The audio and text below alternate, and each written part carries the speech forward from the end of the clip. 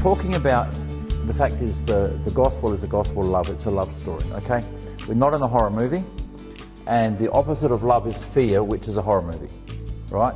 And in our brains, we function from fear or love and fear. And someone said, well, can the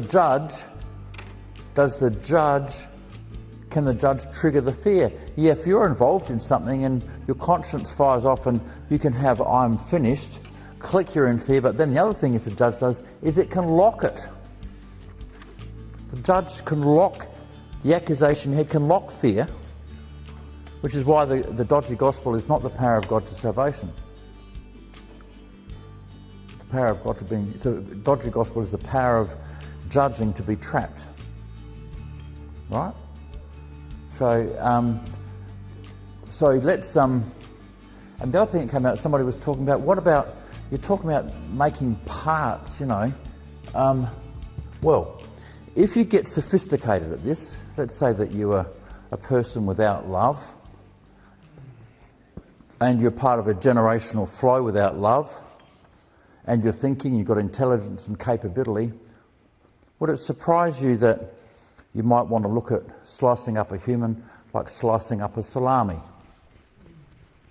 Creating triggers, you know, in young children. That might become interesting.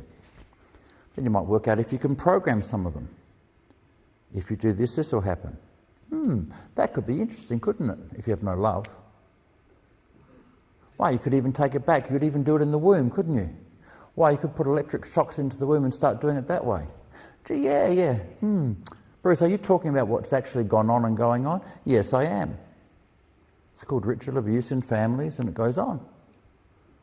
And there's been experiments to see if we can improve the IQ and all this sort of stuff. And it's all sort of, you know, sort of under a mask of intrigue, but it can also be under a mask of fear, and it can also be tied to darkness in the sense of spiritual darkness and spiritual powers of darkness as part of their frame. And that's a bit of a shock, isn't it? But now you understand how we're built, that we can flip on fear and love. It just makes sense that someone would do it, wouldn't it?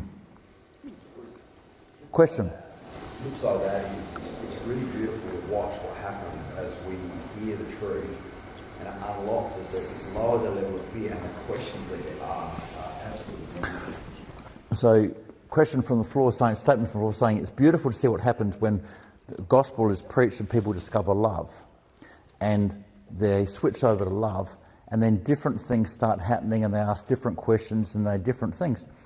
I was asked during the break, look, someone in my family has been through ritual abuse, which is what we just spoke about, chopping up people, right? And she said, will this be of use to you? And I said, start back at lecture 1. You've got to get the love story as the foundation. The reason we did, you know, the reason we went through the non-negotiables and laid those out, which is Jesus is in his Father, and then the next section was I'm in you, you're in me, and then the incarnation, I'm in you. The reason we laid this out was it doesn't give room for fear. If you start from the beginning and work through the eternal love story, and that before the creation of the world you were wanted, and your purpose was to be caught up in Dad and Jesus and Spirit and in their love, if that's the beginning of the story, you might have some bumps and valleys on the way through, but that's still the story. It's a love story, not a horror movie. And if you get that right, and then despite us going wrong, despite us getting dark, you know, and living badly, Jesus has jumped into it. And he's now in us, and he's fixing us up from the bottom up, all of us. There, and he's not into those in the club that calls itself the church, and he's not in those who belong to different groups. He's in the human race. There's no specials.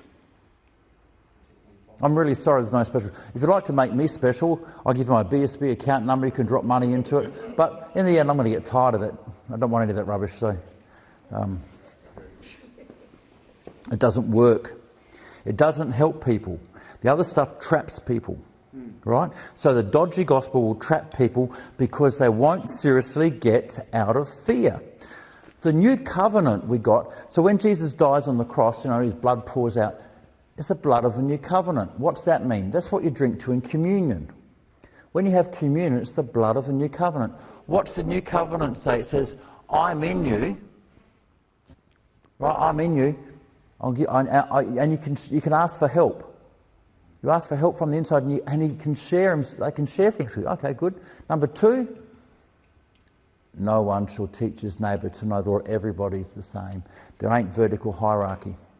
And the third thing is to deal with this is all your mess is forgiven and forgotten, because it's about family and about engagement and receiving love and giving love. It's not holding up your list against you. Okay? Yeah. So that's where we're in. And if without that love story, you go to fear. And as you can see, the moment you're in fear, your capacity to receive information constricts and comes down, and you're either in a fight response or a flight response or a fear response or vigilant. You're in some response and you cannot process. And that's really good if you want to run an institution and keep people coming back every Sunday, get money out of them, time out of them, and keep them like robots not growing. They can just be good and pay their tithes. But in the end, it burns out. It doesn't work, and there's no love, and it'll burn you out too. It's quite horrible, isn't it?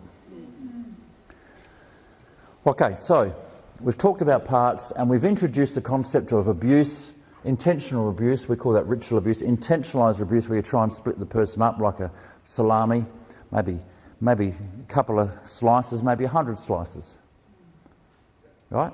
Now, if you have a person split up into 100 slices, and you affirm the accuser and you affirm the dodgy gospel, what chance have they got of getting back together? They haven't. A miracle.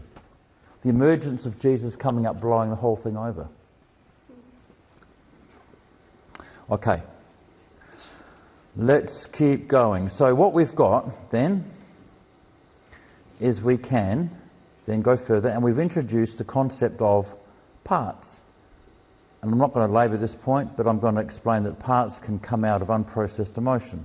So emotion coming through gives it air time, after a time it becomes like a part. So I'll whiz through this quickly, because the purpose of this isn't to train you all to process SRA parts. The purpose of this is so you can understand they exist, right? So let's just go through. In each little island or unprocessed part, there is intense emotion. It's not a thought thing, it's intense emotion. Emotion's taken the split, and it's emotion based on fear, and therefore the body doesn't process it. Okay? It'll be intense emotion of a 3-year-old or whatever age it was. If that wakes up when you're 45 and you have the overwhelming flood of a 3-year-old emotion, you're totally swamped. Interesting thought. Developmental age. It'll be operating at a level if it hasn't grown up and had airtime. If it gets airtime, it grows up. Meaning. It may have meaning attached to it and a belief system in it. The perpetrator may have assisted by giving meaning to it and programmed it. If you hadn't done this, you are. Or if you do this, this will happen. Or there can be spoken commands in them. Triggers.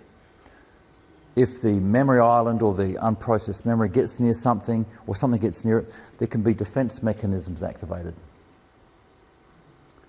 And it can be stored in the body. Now, this is a really good clue. What does the word soul mean for you? If you're a good Greek, like I was, the word soul will mean like a spirit in me. Right?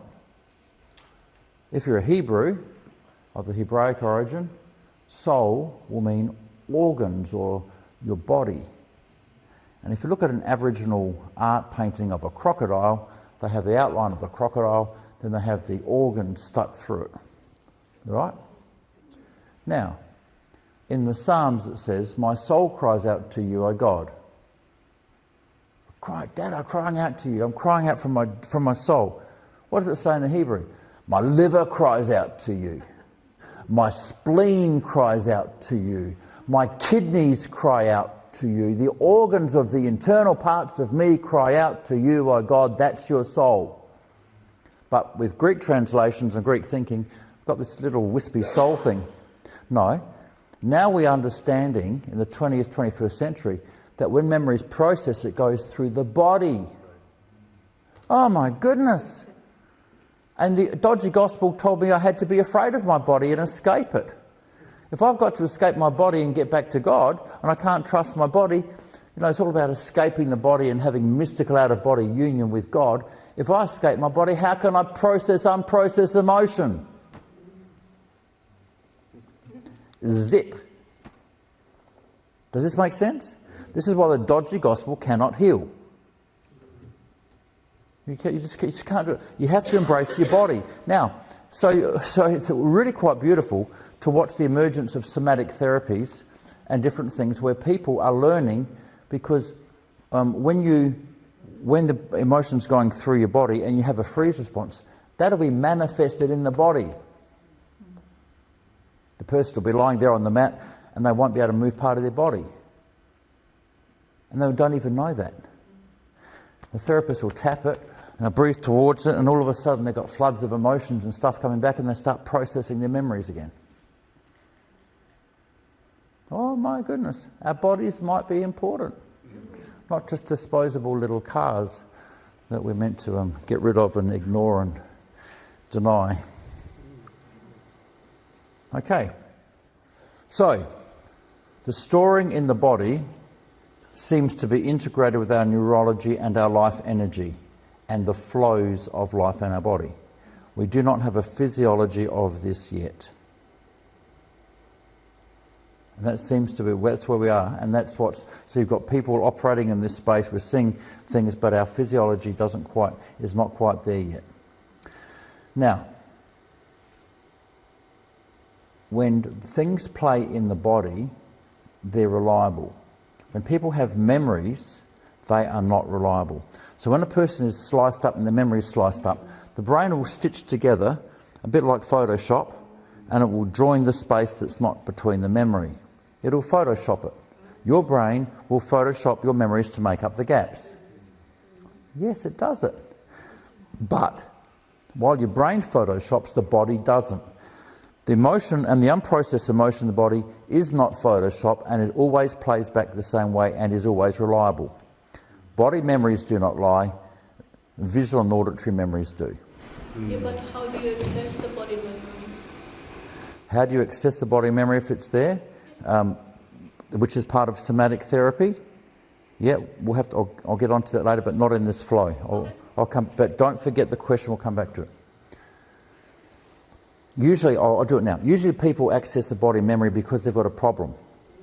Something's not working. They can't do, or they notice the pain coming in their body, or emotions coming in the body, or they're disrupted. They then go and seek help. What you could do is just tie it down with Bible verses. Get someone to smack you around the back of the head a few times and say, "Stop it!" Or you could say, "My body's sacred and what I'm feeling is sacred and it's part of my life, and I've got unprocessed emotion. I don't quite know how to manage this, and I can get some help from somebody." And if your gospel's such that you don't believe in the dodgy gospel where you're climbing back to God and you have to deny yourself, you can begin to embrace that part of yourself. And just the fact that you're going towards and embracing that part of yourself, a lot of the time it begins to flow and heal. Because if you go towards it, you're not doing the lock of the conscience and being locked by guilt. As you undo guilt, you can go towards it. As you go towards it, then it begins to flow. Okay.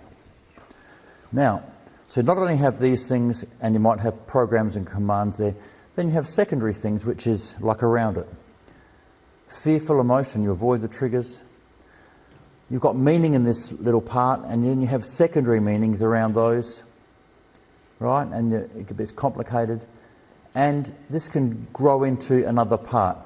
We then develop protectors, if we've got more than one part, because the protecting parts of you start managing. We've got to stop all the triggers, and we've got to stop these things coming back, and it's like a manager trying to manage the childcare centre. So it's a very difficult part for people. Now, in every island, there's a fear profile. Freeze, flight, fight, faint, submission. Is that very complicated? No. Is that logical? Yes. Is that your neurology? Yes. It's not magic. You know, they say there's magic in the Solomon's carpet. That's an ad from Australia. There's no magic in this. This is just structure. There's age, a developmental age. There is emotion, serious emotion. There are sensations there. There may be beliefs, programs, commands there. There may be triggers around them, and there may be body memories. Now, when you think about it, is that extremely logical? Just like, yeah, of course. So that's someone in darkness. Someone in darkness without love. Remember, darkness without love. Whose life do they participate in? Christ. They're twisting Christ's love and capabilities for evil intents, which is what we have the capacity to do in the freedom of the universe. The sufferings of Christ are till the whole universe works with love. They give their life freely till we all wake up and become loving. Who would do that? I'd be smacking him around the head at the first opportunity. Yeah. You know, we do not have the graciousness and the freedom. And what we then impose and say, see, don't worry, God's going to get them. There's going to be a judgment. You're going to have the shit beaten out of them, roasted like, you know, barbecue sticks in hell. Go for it, God, bring it on. What's missing from that is love again. That's actually just darkness again. And the love story is, Dad's saying, Bruce, you'd like them to be a barbecue stick in hell, wouldn't you? You've had enough of them. How about I get them to be my son and know who they are and let them love me and I love them back, and we get this process where we get love flowing between us and they get redeemed. And I go, too much. Just sort them out. Do you see the difference between us and Father, Son and Spirit? We've all got our line where someone or something should be dealt with according to our standards. Right? And then we create a gospel like that. That's not love. So Father, Son and Spirit don't work that way. Sometimes I wish they did, unless it applies to me, of course. It has to be, you know, beyond my levels, just on the other side of that line. I don't have much space to operate in. Okay, so then meaning that comes, because you've got to understand we are meaning machines. Look at your life, something happens, you go, why did this happen? It's just how we're structured. We're meaning machines, and that can be utilised for good or utilised for darkness, or even just utilised and trap us. It's just how we're built. So meaning comes in. And in that you've got magical thinking. That's when a little kid believes they make things happen. If you're a little rabbit and you're about 1 or 2 and you're crying, and mum responds, you're very powerful, because every time you cry, mum comes. And every time you do this, mum does it. How powerful am I? Can you see that's magical thinking? I'm making everything happen. If you're making everything happen and bad things happen, you made it happen, you're bad. So it just flows like that. Attachment. We've talked about attachment and how we need love and how we need security and safety and survival. There may be deep anger and rage. There may be deep injustice. Particularly if you're older. If you've been ritualised when you're older, there's a lot of injustice. And we've spoken of in the previous lectures how to manage injustice and how to get it out and how to hand that over. There may be vows and promises, and there's the Stockholm Syndrome, which is attachment to the perpetrator. I have to stay to survive, I have to stay to the perpetrator. And then lastly, religious structures, like the dodgy gospel. These can endure fear, guilt, rejection, and may be present and hinder healing. Oh, dear me, Bruce, you're saying that the dodgy gospel will actually stop people healing from abuse? Yes. So if we abuse people in churches and preach a dodgy gospel, they won't get better. That's right. Well, that's a good double whammy. We should do that. What's the trifecta? Bad, isn't it? Now, if the person part has a lot of airplay, it may develop into a person. And that's when you find the person who has got the different wardrobes, or the different activities, or the Jekyll and Hyde. And there's people around, lots of them. And it's one body. So how do you work it out? Okay, so that's not, let's stand back from that. The crunching on the tape is me chewing mandarin. That's quiet compared to almonds. He says it's quiet. I can change that. Now, Tim Tam should crunch them up. So, what we've got there is a little insight. What would it look like if you actually worked at making people split? And then you could control that. Would you have power over people? Could that be quite interesting? That's just a thought process for darkness. So, of course, that's what they do. Is that what we call gaslighting? Can be a technique. Could be used.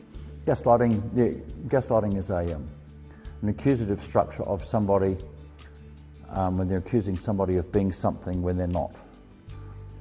That's more, does happen in abuse, but we'll talk about it in the next bit. But if you split somebody up and you enjoy it because you've got no love, you might then want to get control of people. Next problem you've got, this is highly unstable. Why? Who's coming up through people? Who's inside people at the bottom? They can't get to the bottom. They can't get through your foundational part attached to Christ. They can't do that. And if you speak with the people who've been undertaking SRA, they know that they call it the Christ child, the core part. They can't get through it. Jesus is at the bottom of the human race. You can slice off the salami, but you can't get to the bottom. Healing come through. Everything of Father, Son and Spirit leads to integration and oneness and wholeness, and everything of evil leads to fragmentation. And this, what we're talking about, is just extreme fragmentation. Now, for those for the tape who are looking at this, you probably had a friend say, hey, come and watch this tape 30, whatever it is, on this. My advice is go back to the start and watch the gospel section. Go back to the start, because if you don't understand union, you'll be clueless about this. I said again, if you don't understand union and what we've spoken about, our discussion here, you'll just be into some sort of weirdness. All right?